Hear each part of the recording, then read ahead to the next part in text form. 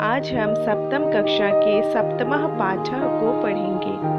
संकल्पः सिद्धिदायकः, अर्थात संकल्प से सफलता की प्राप्ति होती है। संकल्प यानी कि दृढ़ निश्चय। जब हम अपने मन में दृढ़ निश्चय कर लेते हैं तो सफलता अवश्य प्राप्त होती है।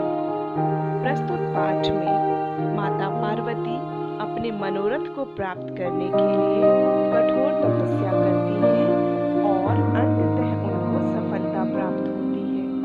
आइए पाठ को पढ़ते हैं। पार्वती शिवम पति रूपेण अवांछत। पार्वती जी ने शिव को पति के रूप में चाहा। एतद अर्थम सा तपस्याम कर्तुम इच्छत। इसलिए उन्होंने तपस्या करना चाहा, तपस्या करने की इच्छा की। सा स्वकीयम मनोरथम मात्रेण न्यवेद्यत। उन्होंने अपनी मन की अभिलाषा को, अपनी मनोरथ को माता को बताया। तत् श्रुत्वा, यह सुनकर माता मेना चिंता आकुला अभवत। उनकी माता, जिनका नाम मैना है, चिंता से व्याकुल हो गई। मैना बोली, वत्से मनीषिताः देवता गृहे एव सन्ति। पुत्री, मन से अगर मान लिया जाए तो देवता घर में ही रहते हैं। देवता को प्राप्त करने के लिए तुम्हें तपस्या करने की आवश्यकता नहीं है। तपः कठिनम भवति। तपस्या करना कठिन होता है। तव शरीरम सुकोमलम वर्तते। तुम्हारा जो शरीर है वह कोमल से भी कोमल है, सुकोमल है। गृहे एव वस, घर में ही रहो।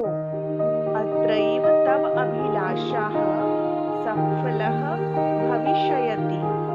यहीं पर, अत्रैव यहीं पर, तव अभिलाषाः तुम्हारी इच्छा, सफलः भविष्यति सफल हो जाएगी। जो तुम्हारी इच्छा है, घर में रह करके पूजा करो, तपस्या करो, यहीं पे सफल हो जाएगा सब कुछ।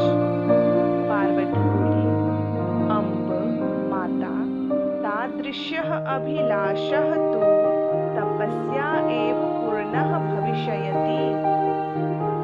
जैसी मेरी अभिलाषा है, यानी कि जो मैं चाहती हूँ,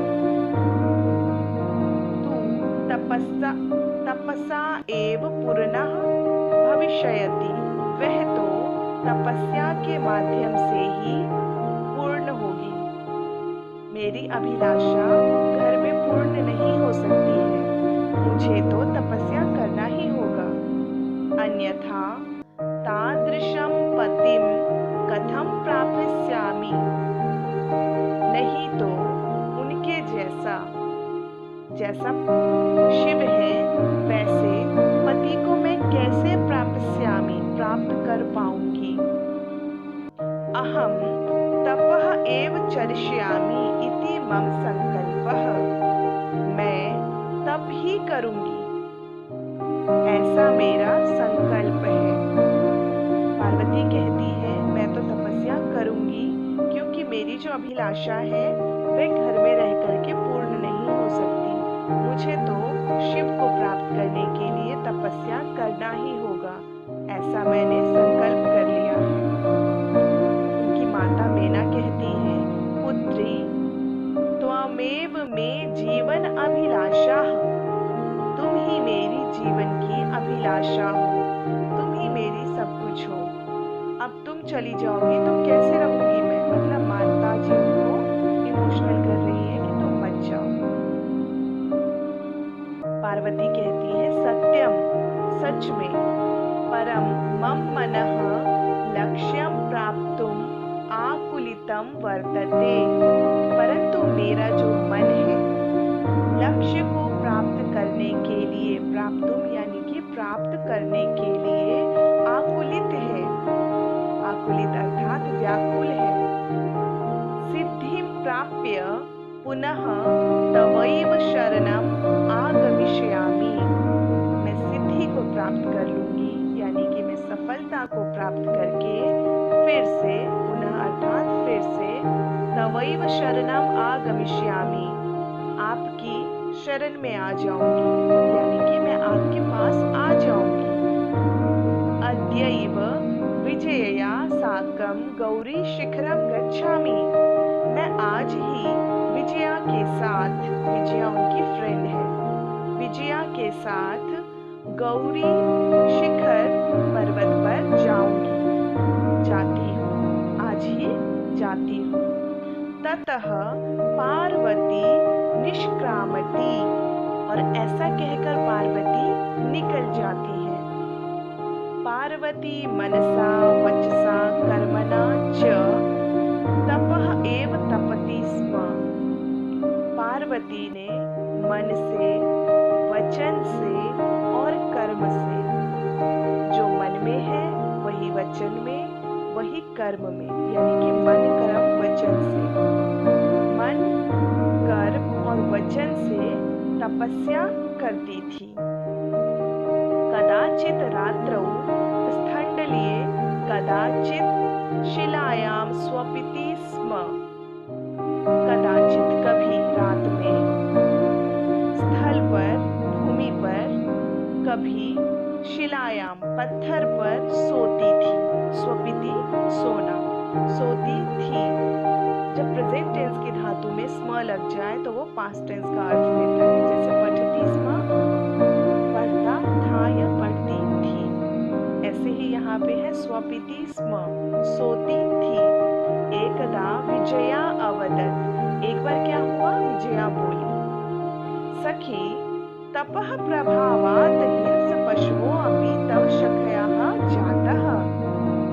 तुम्हारे तपस्या के प्रभाव से, इफेक्ट के कारण हिंसक पशु जो है, खूंखार जानवर जो है, वो भी तुम्हारे फ्रेंड बन गए हैं, सखा बन गए हैं। पंचाग्नि व्रतम अपि त्वम् अतपः, तुमने पंचाग्नि नाम का व्रत भी किया।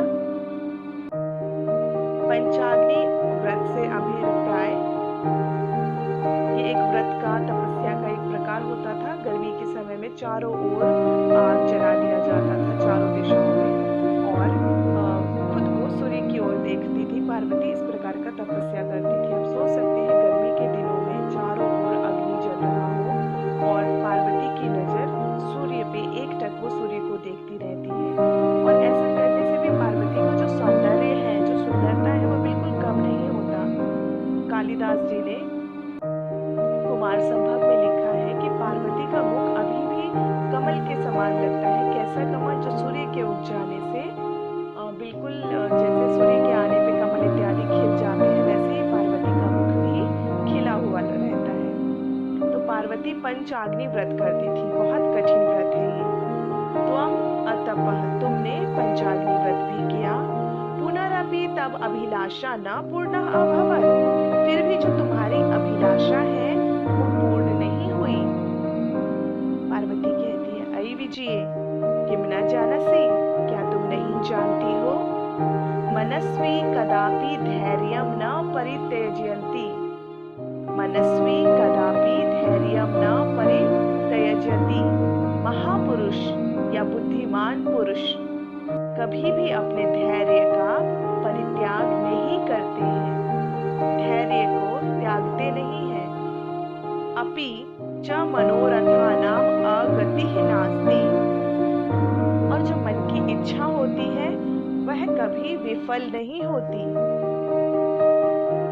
विजया बोलती है, त्वं वेदम अधीतवती, तुमने तो वेदों का अध्ययन भी कर लिया। यज्ञम संपादितवती, यज्ञ भी संपन्न किए, कई यज्ञ तुमने पूर्ण किए। तपस्या करते हुए तुमने वेदों का अध्ययन किया, यज्ञ इत्यादि किए। तपः कारणात् जगति एव प्रसिद्धि, तुम जगत में प्रसिद्ध हो गई हो। तपस्या करते करते, तपस्या के कारण तुम तो जगत में प्रसिद्ध हो गई हो। इति नामना अपि त्वं प्रथिता। तुम्हारा नाम अपर्णा के नाम से तुम मशहूर हो गई हो, फेमस हो गई हो। पुनरपि तपसः फलं नैव दृश्यते।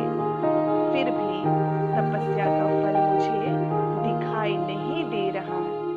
यानी कि तुम तो इतने अच्छे से तपस्या कर रही हो कि पूरे संसार में तुम्हारी प्रसिद्धि हो रही है। जानवर इत्यादि जो खूंखार जानवर है वो तप के प्रभाव से तुम्हारे आसपास मित्रों की तरह बैठे हुए हैं। तुम पंचाग्नि कर रही हो, तुमने वेद अध्ययन किया, यज्ञ इत्यादि किया, फिर भी तुम्हारा जो तपस्या है वह फलहीन दिखाई दे रहा है। मुझे ऐसा लगता है कि तुम्हारा ये जो तप है वह असफल हो गया है। ऐसा कौन कहता है? विजया पार्वती को कहती है। पार्वती कहती है सत्यम।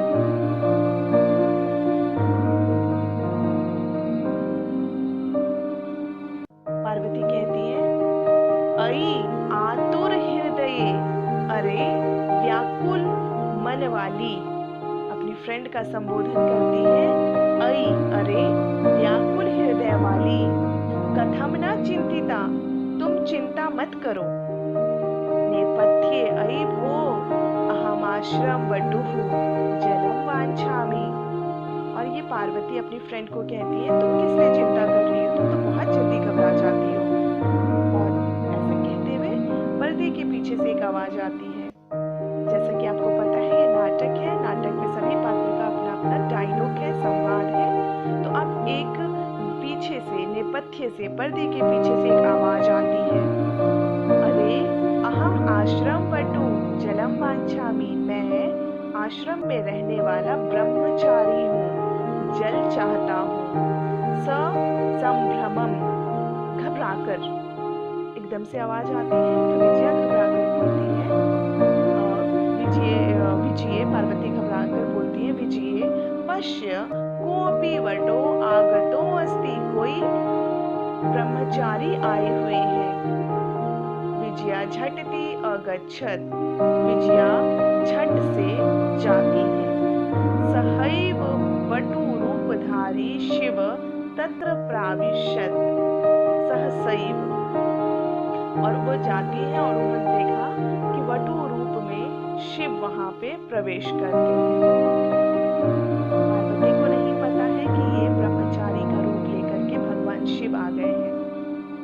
वहां पे शिव प्रवेश करते हैं।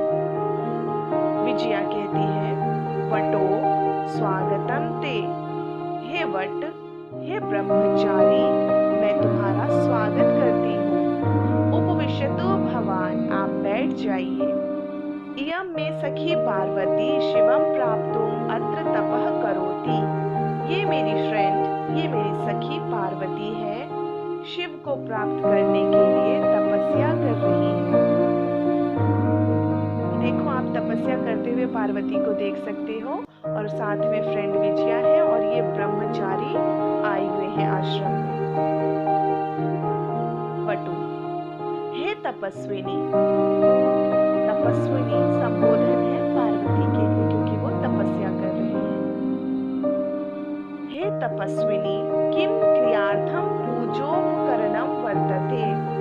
किम अर्थात की क्या,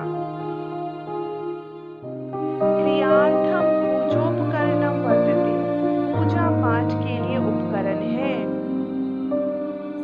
स्नानार्थम जलम सुलभम, नहाने के लिए यहाँ पे जल सुलभ है। भोजनार्थम फलम वर्तते, खाने के लिए फल भी है। त्वं तु जानसि, हे पार्वती तुम तो जानती होगी, एव शरीर माद्य खलु धर्म साधनम, ये जो हमारा शरीर है, शरीर को स्वस्थ रखना ही सबसे बड़ा साधन है धर्म का। धर्म कर रही हो तो तुम अपने शरीर का ध्यान रखो, स्वस्थ रखो, यही तुम्हारा धर्म है। पार्वती तूष्णीम तिष्ठति, पार्वती चुपचाप बैठी रहती है क्योंकि उनको गुस्सा आ रहा है। उन्होंने बोल दिया कि तुम तपस्या क्यों कर रही हो, तुम तो अपने शरीर का ध्यान रखो। वटु कहते हैं हे तपस्विनी, अरे तपस्विनी पार्वती, किमर्थम तपः तपसी, किस लिए तुम तपस्या कर रही हो। तपसी किमर्थम तपः तपसि शिवाय, शिव के लिए। पार्वती पुनः तूष्णीं तिष्ठति, पार्वती फिर से चुपचाप बैठी हुई है, कुछ नहीं बोल रही है वो। विजया, विजया जो है आकुलीय भूय, व्याकुल होकर, आम हाँ, तस्मै एव तपः तपति, उसी शिव के लिए यानी उन्हीं के लिए तपस्या कर रही है। वटु रूपधारी शिवः, वटु वेश में, रूप में भगवान शिव सहसैव उच्चै उपहासति, अचानक ही, सहसा मतलब अचानक, एव मतलब ही, तो दोनों को मिला करके शब्द बनता है सहसैव, सहसा जमा एव, अचानक ही, उच्चै उपहसति, जोर से हंसने लगते हैं। वटु बोलते हैं हंसने के बाद, अयि पार्वती, अरे पार्वती, सत्यमेव त्वं शिवं पति व इच्छसि, क्या सच में तुम पति को प्राप्त करने की इच्छा करती हो? क्या तुम सच में भगवान शिव, जो शिव है, उसको तुम प्राप्त करना चाहती हो? उपहसन, हंसते हुए बोलते हैं कि तुम सच में शिव को प्राप्त करना चाहती हो। नामना शिवः, वो तो नाम से शिव है, शिव यानी कि कल्याणकारी, नाम से कल्याणकारी है, अन्यथा अशिवः, अदरवाइज वो तो बहुत ही अकल्याणकारी है। श्मशाने वसति, स्मशान में रहते हैं, यस्य त्रीणि नेत्राणि, और जिनके 3 नेत्र हैं। वसनम व्याघ्र चर्म, उनका जो वस्त्र है, वो जो पहनते हैं वस्त्र, वो बाघ की चमड़ी को पहनते हैं। अंगरागः चिताभस्म, उनके अंगों में यानी कि शरीर पर चिता का जो भस्म होता है, राख होता है, वो लगा हुआ रहता है। परिजनाश्च भूतगणाः, और जो उनके परिजन हैं, नियर डियर फ्रेंड्स हैं, ठीक, परिजन मतलब उनके आसपास के लोग, उनके हितैषी लोग, वो कौन है? भूतगण है, भूत इत्यादि हैं। किम तमेव शिवम पतिम इच्छसि, क्या तुम उसी शिव को पति के रूप में चाहती हो? यानी कि उपहास करते हैं शिव को लेकर के कि तुम जो शमशान में रहते हैं, जिनके 3 नेत्र हैं, जो बाघ की चमड़ी पहनते हैं, भूत इत्यादि उनके आगे पीछे रहते हैं, बिल्कुल अकल्याणकारी हैं, क्या तुम उन्हें पति के रूप में प्राप्त करना चाहती हो? पार्वती क्रुद्धा सती, अब पार्वती गुस्से में आ जाती हैं, बोलती हैं, अरे वाचाल, अरे अधिक बोलने वाले, वाचाल अर्थात अधिक बोलने वाले, अप्सर, यहाँ से दूर हट जाओ। जगति न कोऽपि शिवस्य यथार्थं स्वरूपं जानाति, इस संसार में कोई भी ऐसा नहीं है, न कोऽपि, कोई भी, शिवस्य यथार्थम स्वरूपम जानति, जो भगवान शिव के एक्चुअल स्वरूप को जानता हो। यथार्थ मतलब एक्चुअल, वास्तविक, कोई नहीं जानता। यथा त्वम असि तथैव वदसि, जैसा तुम खुद हो वैसा ही तुम बोल रहे हो। विजया प्रति, और विजया को कहती है, सखी चल, फ्रेंड मित्र चलो। यह निंदाम करोति, जो निंदा करता है, स तु पाप भग भवति एव, यह शृणोति सो अपि पाप भग भवति, जो निंदा करता है, जो दूसरों की बुराई करता है, निंदा अर्थात बुराई करना, जो दूसरों की बुराई करता है, सह तु पाप भग भवति, वह तो पाप का भागी होता है। आप जानते हैं बुराई करने से पाप होता है, तो पाप का भागी होता है। यह शृणोति, और जो इंसान सुनता है, सो अपि पाप भग भवति, वो भी पापी बन जाता है, पाप का भागीदार बनता है। यानी कि ये तो बुराई कर रहा है, ये तो पाप का भागी है, अगर मैं या तुम हम दोनों सुनेंगे तो हम दोनों भी पाप के भागी बनेंगे। पार्वती द्रुत गत्या निष्क्रामति, ऐसा कहकर पार्वती जी बहुत स्पीड द्रुत गति से, तेज गति से निष्क्रमति, निकल जाती है। ठीक, आगे क्या होता है? तदैव पृष्ठतः, जब पार्वती निकल जाती है तो पीछे क्या होता है? जैसे हम आगे निकल जाते हैं तो बैक साइड में, पृष्ठतः पीछे। वटो रूपं परित्यज्य शिवः तस्याः हस्तं गृह्णाति। अब देखिए, वट रूपधारी जो भगवान शिव थे, आपको पता है ब्रह्मचारी रूप लेकर के कौन आए हुए थे? भगवान शिव। भगवान शिव अपना रूप जो है वटु से परिवर्तन करके, त्याग करके शिव के रूप में आ जाते हैं, भगवान शिव के एक्चुअल रूप में आ जाते हैं। तस्याः हस्तं गृह्णाति, और उनके हाथों को ग्रहण कर लेते हैं, पकड़ लेते हैं। अब सोचिए, पार्वती आगे की ओर चले गए हैं, भगवान शिव ने अपना वास्तविक रूप ले लिया है और पार्वती के हाथों को उन्होंने पकड़ लिया। पार्वती लज्जाया कंपति, और पार्वती लज्जा के द्वारा, लज्जा यानी कि शर्म, लज्जा के द्वारा कांपने लगती है। कांपना यानी कि उनको बुरा लग जाता है कि मैं जिन शिव के लिए थी तपस्या कर रही हूँ, वो शिव आज मेरे सामने है और मैंने इनकी इतनी बुराई करी, मतलब वटु के रूप में तो उनके साथ उन्होंने बहस ही किया था ना। तो वो कहते हैं, उनको शर्म आ जाती है और वो कांपने लग जाती है।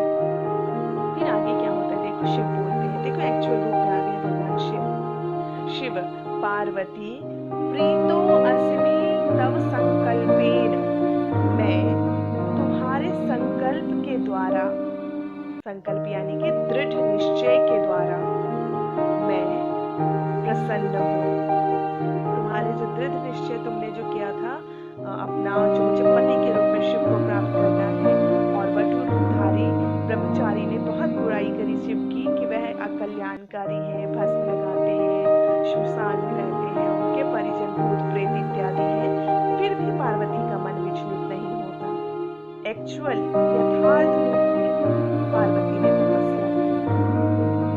अद्य प्रभृति, आज से, अहम तव तपोभिः कृतदासो अस्मि, आज से लेकर मैं, अहम मतलब मैं, तब तुम्हारे तपस्या के द्वारा खरीदा गया दास हूँ, यानी कि मैं तुम्हारे तपस्या से प्रसन्न हूँ और मैं तुम्हारा दास बन गया हूँ।